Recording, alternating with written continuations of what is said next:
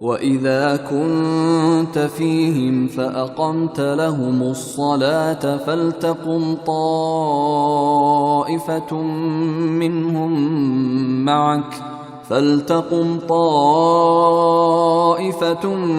مِّنْهُمْ مَعَكَ وَلْيَأْخُذُوا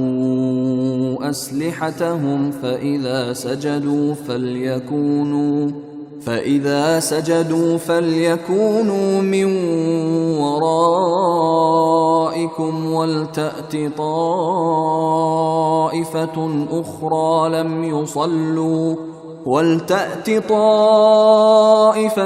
أُخْرَى لَمْ يُصَلُّوا فَلْيُصَلُّوا مَعَكَ وَلْيَأْخُذُوا حِذْرَهُمْ وَأَسْلِحَتَهُمْ وَدَّ الَّذِينَ كَفَرُوا لَوْ تَغْفُلُونَ عَنْ أَسْلِحَتِكُمْ وَأَمْتِعَتِكُمْ فَيَمِيلُونَ عَلَيْكُمْ مَيْلَةً وَاحِدَةً وَلَا جُنَاحَ عَلَيْكُمْ إِن كَانَ بِكُمْ أَذًى مِّن مَّطَرٍ أَوْ كُنتُم مَّرْضَىٰ أَن تَضَعُوا أَسْلِحَتَكُمْ وَخُذُوا حِذْرَكُمْ إِنَّ اللَّهَ أَعَدَّ لِلْكَافِرِينَ عَذَابًا مُّهِينًا۔ اور اے پیغمبر، جب تم ان کے درمیان موجود ہو اور انہیں نماز پڑھاؤ تو دشمن سے مقابلے کے وقت اس کا طریقہ یہ ہے کہ مسلمانوں کا ایک گروہ تمہارے ساتھ کھڑا ہو جائے اور اپنے ہتھیار ساتھ لے لے،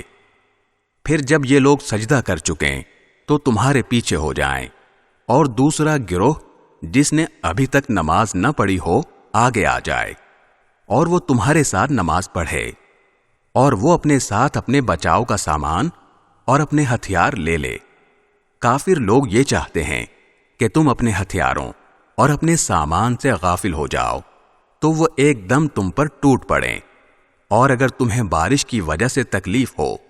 یا تم بیمار ہو تو اس میں بھی تم پر کوئی گناہ نہیں ہے کہ تم اپنے ہتھیار اتار کر رکھ دو، ہاں اپنے بچاؤ کا سامان ساتھ لے لو۔ بے شک اللہ نے کافروں کے لیے ذلت والا عذاب تیار کر رکھا ہے۔